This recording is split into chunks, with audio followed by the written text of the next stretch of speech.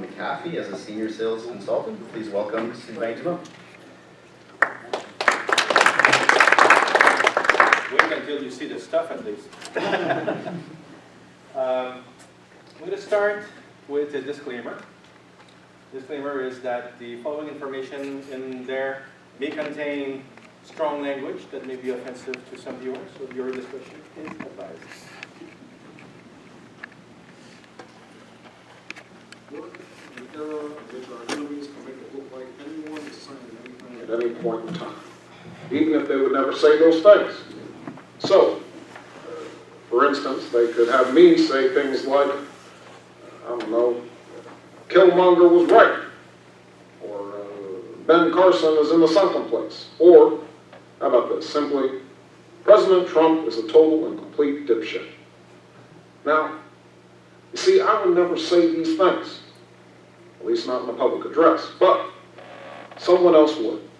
Someone like Jordan Peele. This is a dangerous time. Moving forward, we need to be more vigilant with what we trust from the internet. It's a time when we need to rely on trusted news sources. It may sound basic, but how we move forward in the age of information is going to be the difference between whether we survive or whether we become some kind of fucked up dystopia. Thank you. Stay woke, bitches.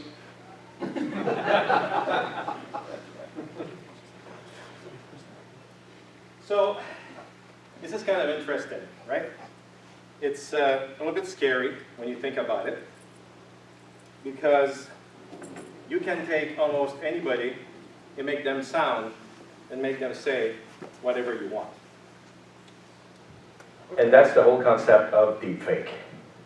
So we will explore that, okay, and look at what deepfake is, what fake news are, and are there any ways today to detect this? Is there any kind of technology that can be used to detect that? And also, what can you do about it? And the conclusion at the end, you'll notice that there's a lot of things that will rely on you, unfortunately, still today. Okay? So, you know, it used to cost lots of money to swap a face. You know, you can get, Snapchat app now and change your face and put funny ears and a whole bunch of stuff that will recognize your face and do different things. But, you look, for example, at Star Wars, where this 3-second video of Princess Leia 40 years later looks like her, but that 3 seconds video took months to create. It cost a lot of money. Same thing for Colonel Tarkin. Okay, Commander Tarkin, same thing. Peter Cushing, that died in 1994, reappeared in the latest Star Wars as Peter Cushing. And it was essentially an actor, which I think is his son, that they took to make him look like this. So there are possibilities today to recreate personas digitally to make them quite good. It's still, a bit waxy. There's still a few things that are kind of, not exactly natural, but it's getting there. However, since then, there's even newer technology that is free that will allow you to do this. And it was called Deepfake. The actual app was called Fake App. So there is a Fake App, fakeapp.org. It's still available, but be very careful because there's a crypto miner malware in it. So the app works if you allow your machine to be used as a crypto miner for coin collection, which is, kind of a downside to it. But you can download this app, and the requirement to make that app run is very little. You need 8 gig of RAM, any kind of modern CPU, and you just need kind of an NVIDIA with a CUDA engine in it. If you have that, you have everything, or Windows 10. And if you have that, you have everything that you need to create a deep fake. So what is a deep fake? It's a realistic looking video that will show events that never happened. So you can do a whole bunch of things like this. So you can swap faces. Typically right now, it's swapping faces. But you can also merge audio. So there are techniques, and I'll show you some of the things after, where you can actually use audio to fake audio of somebody. I will use my own voice and ask the computer to tell something that I've never said myself. Okay? So it's a free software, runs on a standard PC. However, you do need a lot of images to make this happening to be good and natural. So if you have two persons that you want to swap faces with, and that's in a video, not just an image, just not a picture, but a video, something that moves. You need anywhere between 300 and 2,000 pictures of those individuals, of each, in order to have a good match between the two. So that works really well with, celebrities, government politicians, and those type of things. It works really well there. However, for the simple of the mortals, a little bit more difficult, because do you really have 2,000 pictures of your girlfriend or boyfriend somewhere? That you want to use to mix or merge something? It's a bit more difficult. So, how does it work? It uses first kind of a compressed method. So you need to use a compressor, so you use kind of an encoder, where you take the original picture of the person, and you encode it and shrink it, okay, with the encoder on the other side. So you do that. In this case, what they wanted to do is change Jimmy Fallon with John Oliver. So switch the faces of both in order to do that in the video. Okay, so first thing, encode the same person. So you encode the person A, and making sure that on the other side, when you decode it, when you decompress and take the information out, that it comes the same way. Second step, you will take a warped version of the same picture. So you take a warped version of the same picture, run into the encoder, compare to the first one, and make sure that it comes back again like the same person. So essentially remove the warp. So can the machine learning, because that's kind of deep neural network, can the machine learning understand what the facial is and reconstruct even if it's kind of warped? Do the same thing with the second persona. Run it to the same encoder, and get, in that case, a warped version of Oliver, and get this good version of Oliver. And at the end, you take a good version of the first guy, so Fallon, and you transform it into the second one. And you end up with something like this. Okay? So I won't run the video on this one, but essentially, you have the face of John Oliver on top of Jim Fallon. And that is done in a few hours. So when you start running this, it takes a few hours and you create that first version. Very simple to do. Okay. So, is it being used for good or evil? Or just for fun? There's a guy on the internet decided that, you know what? I really like Nicolas Cage, so he took every single character of The Lord of the Rings and replaced them with Nicolas Cage. So here you have Nicolas Cage, Nicolas Cage, Nicolas Cage, Nicolas Cage. Everybody is Nicolas Cage in this actual case. So it could be fun. Could be interesting. We can use it for fun. But it can be used for other situations as well. So here's an example. This one is actually pretty cool. There's a channel on YouTube called Deepfakes. And they have a whole bunch of good and not so good examples. And I'll put again the microphone near this here. In this case, it's a James Bond video, and I'm not sure if it's Goldfinger or Dr. No. But they took Sean Connery and replaced him with Elon Musk. So here it is. And incidentally, we'd appreciate its return, along with all your other equipment. Intact for once when you return from the field. Well, you'd be surprised the amount of wear and tear that goes on out there in the field. Anything else? Well, I won't keep you for more than an hour or so if you give me your undivided attention. We've installed some rather interesting modifications. You see this arm here? Pretty cool. Very simple to do.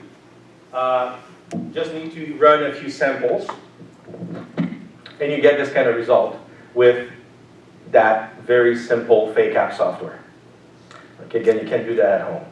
This one required many more hours from the actual maker of it, because it's actually pretty smooth. So it's very convincing. So if you have somebody that looks a little bit like the original actor, so in that case, it was Elon Musk and Sean Connery, and they kind of have a similar fascia. So when you replace it this way, it looks very, very smooth. When you do a first pass in a very short period, you're going to notice kind of discoloration around the face and a few other things, and that you know right away it's kind of a deep fake. But can also be used for evil. And when was the first place that this was used on a kind of a wide scheme? Porn. Okay? So it was done in such a way that I said, well, you know, is there any porn from Scarlett Johansson or Maisie Williams or Emma Watson or any of those artists? So of course, lots of people decided to create porn videos with regular actresses. So obviously nobody was really happy about that. And they started to ban them. So there was a lot of banning. So, you know, Reddit kind of prohibit this. A bunch of sites, Pornhub and other kind of porn sites like this actually prohibited the usage of fake personas. And you say, well, those are just actresses. Do we really care? Well, it was also used in many cases of revenge porn, where some people took basically their girlfriend and say, hey, she did the porn. She didn't really. But, you know, the technology is strong enough that it actually could be used for that. So it can be used for evil as well. So the technology is cool, it can do something fun, but it can also do something really quite dangerous. A company in Montreal called Lyrebird, L-Y-R-E Bird, created something pretty cool. And what they did is that they created a way to create for an avatar of your voice with only reading 30 sentences. That's all you have to do. You read 30 sentences, and you can type now in a box anything, and it will do it with your voice. So right now, the technology is limited for your own voice. They have packages where you can actually kind of buy other people's voices for automated systems, phone systems, and others. But this, by the way, is free. So you can go to lyrebird.ai, okay, and create an account. Take the 10 minutes it takes to create your basic voice, and then replay anything you want. I'm going to show you 2 samples because I've done it for my own voice. It is a little bit robotic, so it's not perfect. So if I spend 2 hours, 3 hours doing the same thing, the voice would be much more precise. But I will let you be the judge. Like I said, it's a little bit robotic, but I'd like you to tell me if it sounds pretty close to my voice, because we're never good at hearing our own voice, right? So let's try that.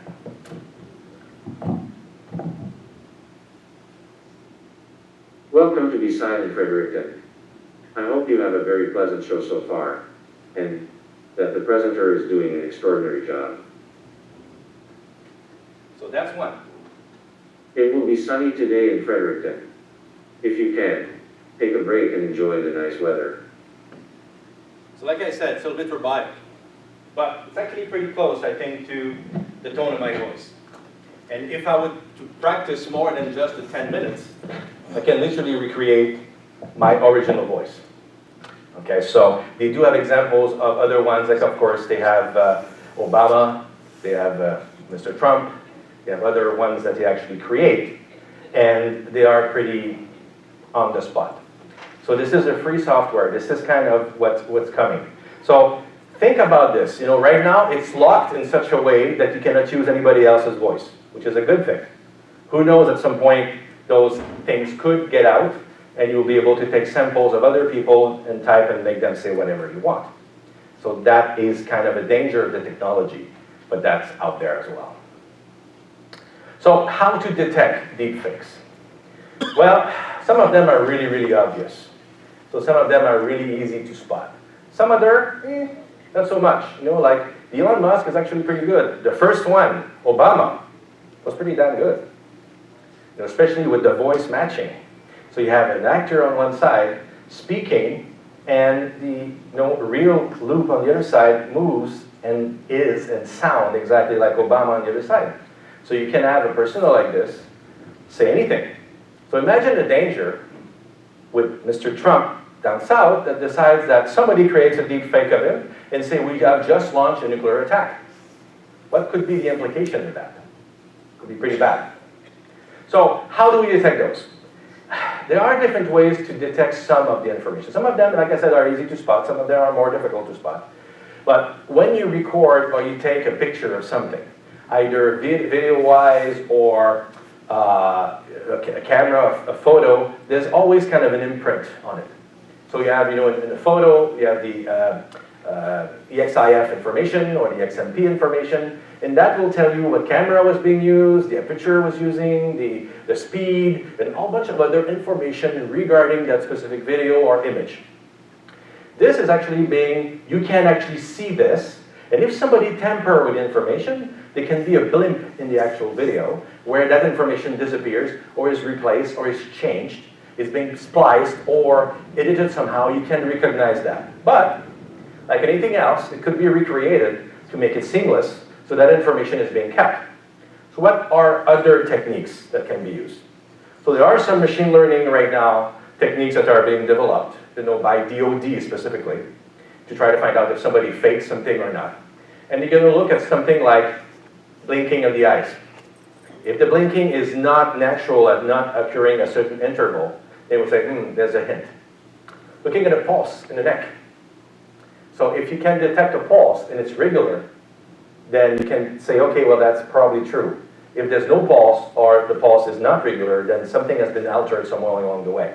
So those are some of the techniques that are actually being used or are basically being trained today to try to detect those things.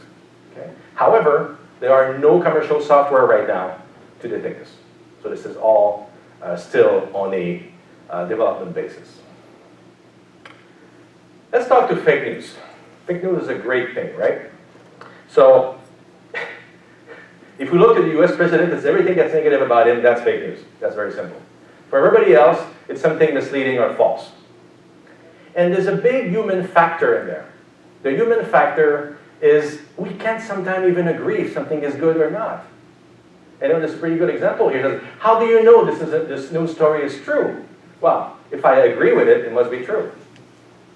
Okay, so there are ways. So how do you distinguish this? This is why it's so difficult. It's not just cast in concrete. It's black or it's white. No, there's something in between. Is it really true? Is it not true? Where is it? And that is even a much more difficult area right now to tackle. So this is not new. Fake news have been there for a long time. And again, how do you define fake news? It's either something misleading, it's maybe a falsehood, something like this. So we'll take the example of the snake oil vendor way back then. That existed. They also had other campaigns where they were modifying pictures of presidents, to represent something else or change their face or make them say things that never been said before. And that also was out there. However, the internet took this kind of system and accelerated the pace to an incredible speed where those things actually goes like wildfire. And I'm not talking about California, I'm talking about raking the forest either. Okay? So, but we are talking about the fact that a simple thing, and I have a couple of examples which you say, oh my God, really? So, a couple of things that could happen and it actually spread like crazy. Okay? So let's just look at Facebook. There's some impacts, there's some dire consequences in there. Facebook lost $120 million in a single day because people were saying, hey, there's too many conspiracies going on Facebook. People saw that, stock dropped. Okay? So, and when we're trying to make a system to detect what a fake news is, engineers cannot create rules or machine learning in such a way that humans cannot even agree upon. So say, what is good, what is bad? And I'll show you an example of techniques that have been used to try to define those things. And what are the criteria behind that allows us to say, is this good, is this bad? This is real, is it fake? Okay? And the fact that we have such a vast amount of information available to us, what's going to come out if you ask Google Engine, I'd like to find out if, in that case, the example here, okay, said, I'd like to find out if I use an apricot seed to cure cancer, is there something out there that we could use the apricot seed to cure cancer? And I bet that if you do a search on Google and you punch that in, you will have some result that say, absolutely, apricot seed can cure cancer. Okay? It doesn't mean that it's true, it's just, it's there. How, you need at this point to use some critical thinking. Okay, you have to actually do some fact checking. You know, so you have tools at your disposition to actually find out what's good and what's not. It's a real problem. I don't know if any of you have heard of the Comet Pizzeria story in the States. The Comet Pizzeria, you've heard, okay, so the Comet Pizzeria story was that there was a ring of pedophiles that was going around, and they were basically going and using the pizzeria to do their deed. And of course, it was fake news. It was not something true. It was a conspiracy theory that existed somewhere. At some point, a guy walked in that pizzeria with an AR-15 wanting to kill those pedophiles, which obviously did not exist and were not there. But this is the point we're at. People will look at those stories, believe them, and act upon it. And the availability of weapons, the availability of the information makes it a very dangerous thing. It's a real problem. If you look here, this is the actual chart from Facebook during the election time. And during the election time, they have something they call, not the election time, but all the time, Facebook has called something called engagement. Engagement is the number of times you repost an article, the number of times you do a comment or a like or something. That's the number of engagement. This is pretty telling. During that August election day, fake news had 8.7 million engagement, compared to real news at 7.3 million engagement. There was more engagement, more people commenting, sharing, distributing fake news than the real thing. And here, some of the examples, it's probably difficult for you in the back to read, but things like, it's over. Hillary ISIS email just leaked, and it's worse than everyone could imagine. Fake news. Some people distributed that kind of information. Pope Francis shocks world, endorses Donald Trump for president, releases a statement. Again, lots of posts doing on this. Really scary. Then, you do have the very obvious one. Anybody read at some point, just because it was so funny, the Weekly World News, where aliens actually come in and basically are, providing, they did abduction, and Elvis is still alive, and the latest one here is that UFO sparked the forest fire. Perfect. I like this one here, how to sell your soul to the devil.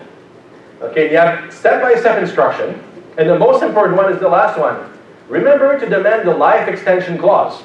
Because, hey, if you sell your soul, you want that guarantee of 300 years of youthful life instead of just 70 or 80, right?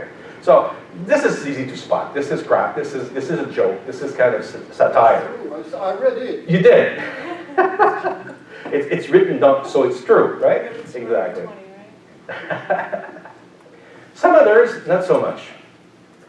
There is a site on the internet called the Fake News Generator. So you can go there and create your own fake news. So you specify what kind of background you want. You can specify the headline, and it will provide you a bunch of different headlines. It will even provide you the source, like in this case, CBS-News.us. So it will tell you it comes from a trusted source. So it comes from a trusted source, and in this case, the news is that one striving Cheeto, driven by extension by unregulated snack food industry. Okay, this one is kind of stupid, okay? So you could be able to spot that fairly easily. Some other from the same site, not so much. Okay? Like this one here. Minnesota expected to get 16 inches of snowfall within the next week. That was in September. Probably not happening. Or this guy. Traces of STDs found in Midwestern Swisher Sweet Cigar Factory. Really? Or a guy that's dead that now is found alive with Little Peep and Mac Miller in Cuba. So you can create those type of things, and if you create, if you're not too far-fetched, you can make it believable. There are possibilities to make that believable. So when people will believe, so it said when fake news story make real news headline. There's a guy that decided to create a small little thing, and he heard at some point the phrase, bucket of losers. He said, oh my God, really? It was something that he said that there was supposed a secret transcript of a Hillary Clinton speech given to a Goldman Sachs boardroom, which claimed that Clinton had called Bernie Sanders supporters a bucket of losers. So he went on the news, he went on Fox News, okay? And it would have been the scoop of a lifetime. The problem is that the guy made the whole thing up. People believed it. Fox News picked it up. Maybe not the most reliable source in the world, but still, Fox News picked it up. And they had to go and actually issued an on-air apology for reporting it. It's pretty bad. This actually goes to the top. So it said, we said that internet will make those things happen much, much faster. So in this case, speed takes precedence over truth. So there's this guy called Eric Tucker. The guy has 40 Twitter's followers. Not 4 million, 40 Twitter's followers. He actually decided to post a theory on Twitter, which was shared 16,000 times on Twitter and 350,000 times on Facebook. The theory was the following. The day after the election, there was an anti-Trump protest in Austin, Texas. And he saw buses not far from where the protest was actually happening. And he said, my God, this is where the protests are coming in. It's a fake protest. It's not real. It's not as organic as they seem. Those are all the buses that the people came in from. I said, oh, okay. So Reddit, community for Mr. Trump, reposted, breaking, they found the buses. And that's the thing, they found the buses, okay? They were just lined up blocks away from the Austin protest. Then, it prompted over 300 comments. Those 300 comments, some of them blamed the protest on George Soros. Who is George Soros? He's a philanthropist, billionaire, that is a kind of a left-wing person, and now they were saying that he paid to get those people doing the protest. Then, of course, the president tweeted, like he does every day. Just had a very open and successful presidential election, now professional protesters, incited by the media, are protesting. Very unfair. It went to the president. That guy had about 40 Twitter followers. That's all he had, right? So it doesn't stay there. So a Fox reporter called the bus company and asked bluntly, were you involved in those protests? You know, we'd like to know if you were involved in the actual protest. And they said, no, we were not. So Fox said, no, okay, they were not. That did not stop the rumor. It continued to fly. So other magazines, the Free Republic, they found the buses, dozens lined up blocks away from the anti-protester announcing to they are not as organic and blah, blah, blah, blah, blah. It continued. Tucker, which was the original person, deleted his post. Not enough. Okay, so the Gateway Pundit, another right-wing magazine, said Trump figures, anti-Trump protesters were bused to Austin. This includes also a mention of Soros money. Now we're talking about specifically the money of Soros, which of course never happened there either. Okay? So you have the Gateway Pundit article right here. And finally, there's a company called Tableau Software. Tableau Software had their annual kickoff, where they were bringing 13,000 people into a conference. And they were using those buses to carry people back and forth to the conference. So Tableau Software said, hey, those are our people. It's our people, had nothing to do with the protest. You were just going to the conference center that was next to it. Okay? So everybody saw that, and that's basically what they said, so that was their statement. And at the end, Mr. Tucker, which is just his very small following, got his facts wrong. He got his facts wrong, he presumed something, he did not fact check, he posted it, it went viral. So from 40 Twitter people, it went to the president, it was posted 350,000 times onto Facebook with this kind of result. And I bet that today, this rumor is still going around. Even if it has been debunked, even if it's been proven not true, it's still probably still going around. Pretty bad. So, let's look about this one. This is actually a cool one. We go to a different level of faith. So, we put that here.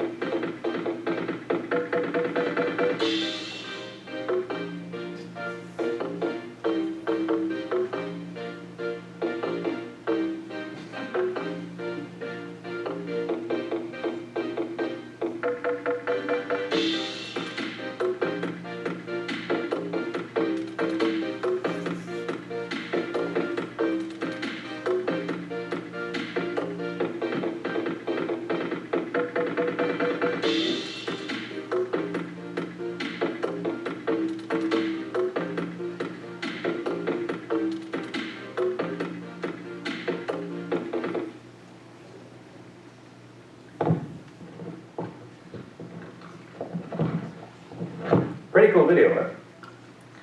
And the sad part about this is that, of course, it's a fake video that University of McGill produced on purpose. They did that on purpose because, you know, Jonathan Jarry here is at the McGill University Office for Science and Society. And he was tired to see cancer cure from whatever happy juice that exists somewhere and this and that and everything, which are all fake and taken from very dubious kind of material source. And he said, well, you know, let's create one. You know, his job is separating sense from nonsense. That's what he does. So he published that video hoping to get about 10,000 views. This is what his goal, because it's actually a fairly closed environment at McGill University. Well, in July, you had over 10 million views on this video. But that's not the good part. The good part is people still believe the first part of the video. And they still promote it as a cure for cancer that does not exist, that he made up. So people will believe this. You know, everything you talk about, the power of persuasion, the nice music going on, it's upbeat, it's cool, you know, it has all the right words. It's banned by the FDA. It's something doctors don't want you to talk about. It's a natural thing. All of this sounds really, really good. When you put it together, it's fake like this, okay? So, be aware of the fact it will be easily emotionally manipulated. That's the whole point with fake news. When you get to fake news, when you look at regular news are factual. They tell the things the way they are. When you get to fake news, it's very emotional. They try to play on your emotions for you to have clickbait kind of things. Say, click here to go to the next step. Okay, that's what they do. So you need to do fact checking, but also have critical thinking. Okay, so when you see something, don't take it at face value as is. There's a couple of things, of course. Consider the source. Where is it coming from? Is it from The Onion or the New York Times?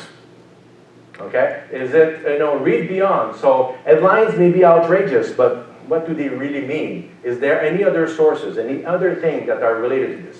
Check the author. Is he a known author or not? Are they real?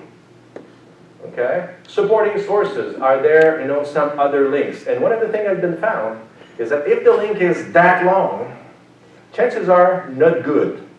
Okay? Typically, the shorter link, the more to the point, you probably have a better chance of thinking. Okay? Is it a joke? Could be. Check the date. Actually, on my Facebook yesterday, one of my aunt published something, said, oh my God, don't buy the following products. They're all owned by Monsanto. It's terrible. Don't go there. It's awful. Then you start looking, of course, you go to different places to try to find out what the source of those things are. And you find out that first, the article was published in 2003. Okay, some of the companies were misspelled. They were not actually right, and none of them are really owned by Monsanto. They may use some Monsanto products, but the gist of it is that not exactly true, and not exactly recent. Okay, so check this. Check your biases. That's actually important too, because we want to believe stuff.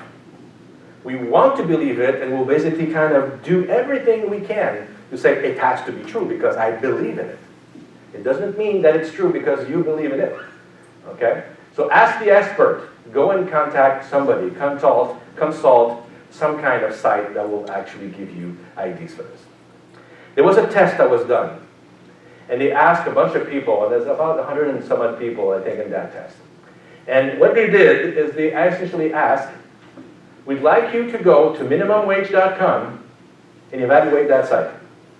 That's all they asked. Go and tell me what you think of the site, minimumwage.com. It's a real site, by the way. So it's not something I didn't put there for testing or, you know, it's a real site, minimumwage.com. So you go there and you have things like minimum wage, and this is fact, you know, and you have blogs, and you have blogs about different things. So now about the people, so there were fact checkers, there was some university students in Stanford, and there was also historians. So there were kind of three different kind of classes of people looking at this. While the fact checker all got it 100% right, that's wrong. There's something wrong with this story. And the reason why it's wrong is because that website, or that site, is backed up by a PR firm that represents the restaurant industry, which is well known to not want to increase the minimum wage. So all the information into minimumwage.com goes against the fact that they give all bunch of reasons not to say, oh, it's not a good thing, it will destroy the economy, it's not good for people, you know, you don't really gain anything at the end, and blah, blah, blah. Okay, but if you just look at this, the information seems to be okay. However, for people, like 60% of the historians found out that this was bad, and only 40% of the students found this was bad. Okay, so fact-checking is very important. Critical thinking on this is very important. Snopes. I'm sure most of you must have gone on Snopes at some point or another, I hope.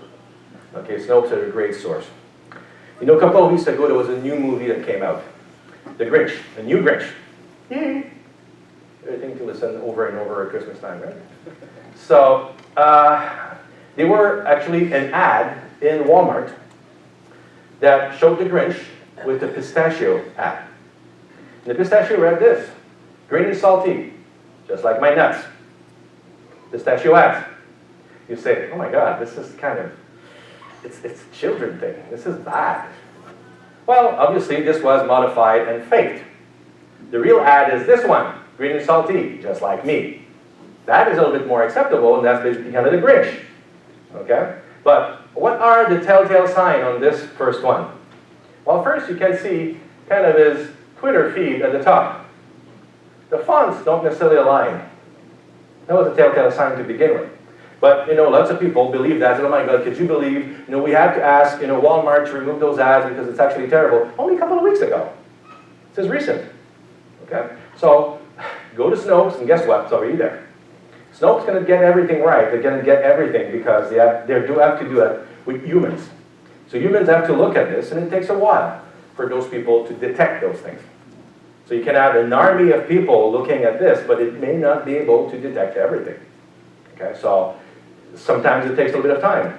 It takes, let's say, a day, 2 days, 3 days before they actually find something. Well, guess what? It can go viral in much less time than that. But it's still a good source to actually go and check. So MIT tried to create a system to detect fake news. So they still are working on it. And right now, it takes the system, the MIT system, about 150 articles to find out if this is true or not, if this is a good article or not. And they have a 60 to 70% catch rate. Pretty low. Okay, because there's many things in there that are very subjective, and this is where it becomes a little bit difficult. So one of the things that they look is, for example, their site reputation. If a site has been known to publish fake news, there's a chance it will do it again. Okay, even if they have good stuff in it, if they already publish fake news, then it creates a bad score for that site, you know, knowing this. The other thing is that typically fake news, like I said before, are not subjective, but they are hyperbolic, they're subjective and emotional. So they will try to entice you to be mad, to click on something, to do something about it. It's not just straight news. So that's already a big indicator that something is wrong. And the term of bias, so they have to look at bias, and not only kind of content, the type of news, they also have to look at the bias. So if somebody is biased to the left, then the content will be different. So a left-leaning concept will be kind of using harm and care, fairness, and reciprocity. So that's kind of what you see typically on the left news media. On the right side, you'll see more like loyalty, authority, sanctity. And those are biases. So depending on your bias, it doesn't mean that it's fake or not. It just means that if you see those kind of biases, you know this is left-leaning. If you see the other biases, you're probably pretty sure it's right-leaning. So it gives you an idea of where the bias is. From that bias, then you can actually continue and look at a structure, okay, of actually the actual content of the news itself. And if you have, like I said, complex directory structure, when you have a link or something, chances are not so good. Okay, they're typically associated with less reliable source. But MIT has an open source data set with over 1,000 news sources. So those are sites, 1,000 news sites that they're actually using to have their machine learning understand. But right now, 60 to 70% efficient. So they're still in development to find out what's going on there. And of course, they took the example here of InfoWars, right? So the truth about the crisis actor hoax at Parkland High. Then you see, those are words associated. False flag, demonic, conspiracy. Those are the type of things that said, pretty good chance that's pretty bad. Okay, you don't need to go very far to understand that this is not good. Okay, then there's also, this is a free app, by the way. You can download this. You need a Docker container. You can load it in a Docker container and run the different URL and news that you have to see what they think. This is actually pretty good. It's a guy that decided to create a fake news project. And he started to look at the different ways to look at fake news. He tried to categorize them. So he said there's a lot of kind of news. So you have real, fake, satire, misleading, opinions, retweets, etc. So he started with a sentiment. So basically, how does it feel? How the words relate to each other, and what kind of sentiment comes out of it. So he started with that, and it failed miserably. With a web scraper, it didn't work. So if you just look at a sentiment, well, some good news also have sentiment, so this is not necessarily the right way to do it. He said, okay. So he continued. So he tried to use natural language processing to try to categorize the data somehow and say, okay, this is good, this is a joke, this is satire, this is real, this is this. And again, that actually failed miserably. So that wasn't very good. So he said, well, you know what? Why don't we look the other way around? We know what good news are. So let's look at good news and see what the difference between the good news and anything else that we're looking at. So if we know that the good news coming from reliable source are good, if we compare to the structure, the way they actually have the sentiment, the way they're categorized, then we may be able to come to some kind of consensus as to is it good or bad. And he did that. And when he did this, he came out with a result at about 95% accuracy as to if it's fake news or not. It's not perfect, but it's actually pretty that good. So this is free. This is something you can actually download and install. Okay, so he found that if an article is factual and to the point, that is a good article. If it's long, use a whole bunch of different words, and it will basically kind of deviate a lot from a regular news article, then he said, no, this is starting to be in the realm of not sure. Okay? So he created that app called Fakebox. It's free for personal use. Like I said, it uses Docker image. And you can just drop the content and the actual Docker image will come out back and say, hey, it's probably good or bad. However, technology may not be able to fix this right now. Unfortunately, there's a lot of human involvement in there. That's why when I started, I said, you have a good part to play in there. Technology can spot a few things. It will never be perfect. And even if a technology can detect some of that stuff, guess what? There's somebody that will find a way to go over and above that and make sure technology cannot detect it. Then you'll be in the same conundrum that you were at the beginning. Okay, so when you look at those things, humans can't even agree on sometimes the results. Is this really true? Is it really not true? Your bias comes into play. You want to believe this, therefore it's good. But the other guy wants to believe this, therefore it's bad. And you can't get the consensus of really is good or bad, even if you have the proper facts sometimes. Okay, so common sense still prevails. If it sounds too good to be true, probably is. Okay, I haven't seen yet the actual Saudi prince came to me and says, I'm going to give you $58 million. You only have to pay $2,000 to process it. Didn't happen yet. Okay, so we have to be critical. We have to understand what's out there. Make the research. If something sounds fishy, do some research. Okay, who are the article? What is the source? Where is it coming from? What is it going to tell me? What's the author? Is the author somebody common that we know about? And yes, it takes much longer. Unfortunately, that's the way it has to be right now. There's too many things that are being propagated, distributed, retweeted, reposted that don't make any sense and create stories like the Comet Pizzeria. Or like the fake buses that actually, the buses for the protesters. All those things are happening on a daily basis. So, basically have critical thinking and do some fact checking when you do stuff. That's it for me. Thank you.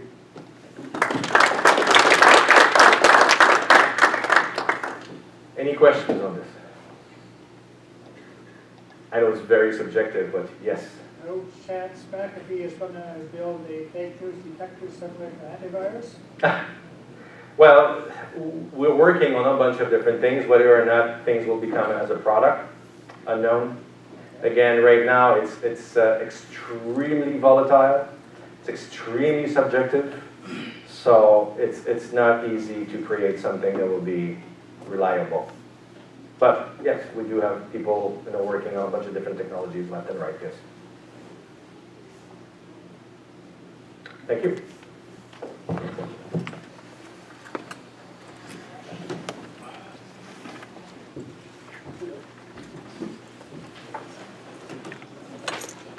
Thank you, Sylvain. We'll have our next presentation at 3 o'clock.